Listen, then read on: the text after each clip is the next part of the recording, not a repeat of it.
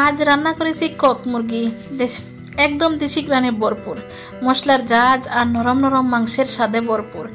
সকালে বাজার থেকে টাটকা কক মুরগি এনে সুন্দরভাবে পরিষ্কার করে মশলা মেখে ধীরে ধীরে রান্না করেছি ভালোবাসা দিয়ে।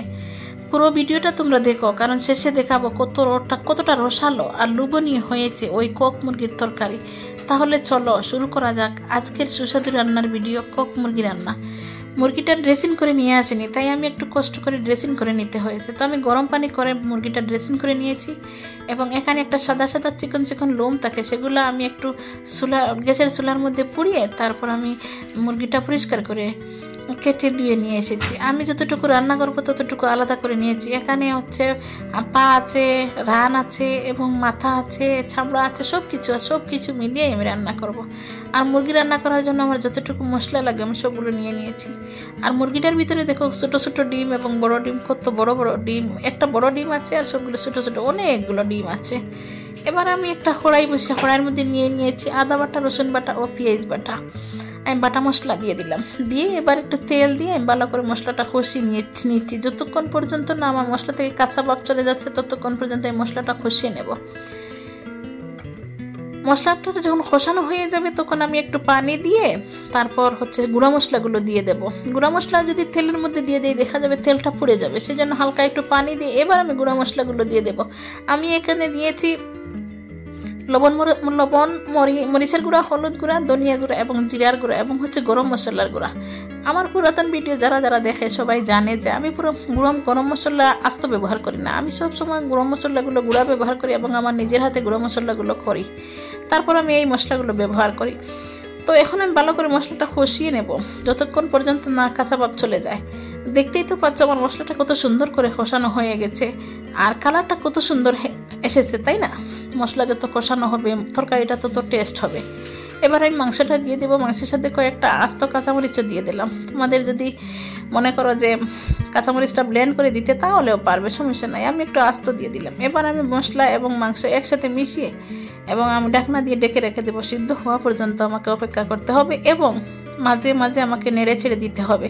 আমি সহজে পানি দেবো না, পানি দিলে মাংসের স্বাদটা নষ্ট হয়ে যাবে। আর আমি মাংসের মধ্যে আলু ব্যবহার করব, তাই আমি আলুটাও দিয়ে দিলাম। আমি একসাথেই দিয়ে দিলাম, তোমাদের যদি পছন্দ হয় তোমরা একটু পরে দিবে। আমি হচ্ছে আলুটা একটা ভাঙ্গা আলু হলে আমার কাছে পছন্দ হয় বেশি, তাই আমি আলুগুলো আগেই দিয়ে দিলাম। মাংস এবং আলু একসাথে কষিয়ে নেব। আর এই যে দেখতে পাচ্ছ আমি কতক্ষণ পর নাড়াচাড়া করে দেব, কারণ হচ্ছে যত নাড়াচাড়া করবেন নিচে লাগবে না আর পানি দেওয়া লাগবে না। ওই মাংস থেকে যে পানিটা বের হবে সেই পানি দিয়ে যদি মাংসটা সিদ্ধ হয় তাহলে দেখা যাবে তরকারির টেস্টটা অনেক রকম আসে, অনেক স্বাদ হয়। আমরা যদি এই মাংসটা একটু প্রেসার কুকারে রান্না করি তাহলে দেখা যাবে মাংসটা তাড়াতাড়ি সিদ্ধ হয়ে যাবে, রান্নাটা হয়ে যাবে তাড়াতাড়ি, কিন্তু টেস্ট হবে না। আর এরকম করে যদি আমরা কড়াইতে রান্না করি আর বারবার নেড়ে ছেড়ে দিয়ে যদি আমরা রান্না করি তাহলে মাংসের টেস্ট আসে অন্যরকম। একটু কষ্ট নাই হলো নাড়তে, তাও যদি আমরা নেড়ে ছেড়ে তরকারিটা টেস্ট আসে বেশি, তাহলে আমরা যেভাবে টেস্ট হবে সেভাবে রান্না করব। আমার কাছে এটাই পছন্দ হয়, আমি এইভাবে রান্না করি। তোমাদের কীরকম রান্না করো আর কীরকম তোমাদের পছন্দ হয় তোমরা আমাকে একটু কমেন্টের মাধ্যমে জানাবে। আমি ভালো করে নেড়ে ছেড়ে এবার আমার কিন্তু তরকারিটা সিদ্ধ হওয়ার পথে, আর কালারটা অনেক সুন্দর হয়েছে। আর আমি খাওয়ার পর ভয়েস ওভার দিচ্ছি তো খেতে অনেক টেস্টি হয়েছে মাংসটা।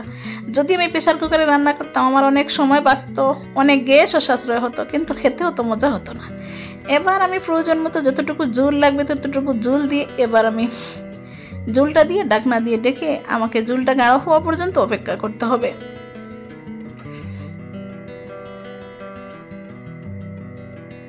তো বন্ধুরা এই ছিল আমার আজকের দিনটা আর আজকের রান্না, কক মুরগির ঝাল মশলাদার রেসিপি। আশা করি তোমরা ভিডিওটা দেখে আমার মতোই মুখে পানি চলে এসেছে। ঘরেই খুব সহজে এমন দারুণ স্বাদের কক মুরগি বানানো যায়, তাই তোমরাও একবার ট্রাই করে দেখো। আর আমি যে ডিমগুলা ছিল ওই ডিমগুলো আমি পরে দিলাম, ডিমগুলো যদি আগে দিতাম তাহলে ডিমগুলো আমার ভেঙে যেত নাড়াচাড়ার মধ্যে, সেজন্য আমি এখন ঝোল দেওয়ার পর ডিমগুলো দিয়ে দিলাম, তাহলে ডিমগুলো ভাঙবে না। ভিডিওটা যদি ভালো লাগে তাহলে একটা লাইক দিবে, কমেন্ট করবে আর শেয়ার করে দিও। আর এখনও যদি চ্যানেলটা সাবস্ক্রাইব করে না থাকো তাহলে সাবস্ক্রাইব করে ফেলো, যেন এমন আরও মজার রান্নার ভিডিও মিস না করো। আবার দেখা হবে পরের ভিডিওতে। ততদিন পর্যন্ত তোমরা ভালো থেকো, সুস্থ থেকো আর হাসি খুশি থেকো। এই পর্যায়ে দেখো তরকারিটা কিন্তু কালারটা কত সুন্দর এসে গেছে, তাই না? কত সুন্দর এসেছে, খেতে অনেক মজা হয়েছে। আর দেখো আমি ডিমগুলা পরবর্তীতে দেওয়ার কারণে আমার ডিমগুলা কিন্তু ভাঙ্গে নাই, কত সুন্দরভাবে ডিমগুলা দেখা যাচ্ছে। এবার আমার পছন্দ মতো রুচিসম্মত খেতে হবে। ততক্ষণ তোমরা ভালো থাকবে, সুস্থ থাকবে। আল্লাহ হাফেজ, আসসালামু আলাইকুম।